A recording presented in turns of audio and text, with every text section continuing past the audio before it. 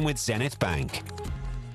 This is CNN. More people get their news from CNN than any other news source.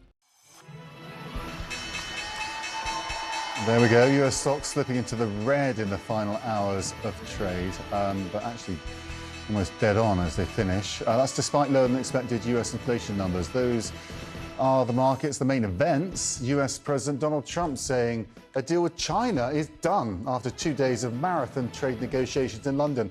Hundreds of Marines set to be deployed to Los Angeles as protests spread to other major US cities.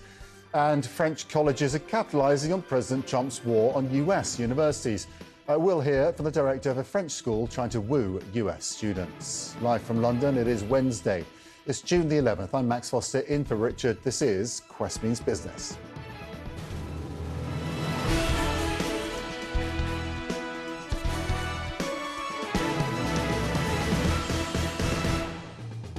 US President Donald Trump saying a trade deal with China is, quote, done. The markets don't seem to care, though. Mr. Trump says Chinese imports will face a 55% tariff, and Beijing will put a 10% tariff on US goods. The White House says President Trump is still going over details with his trade team, but Commerce Secretary Howard Lutnick, who participated in trade talks with China, told CNBC that these will be the final tariff rates.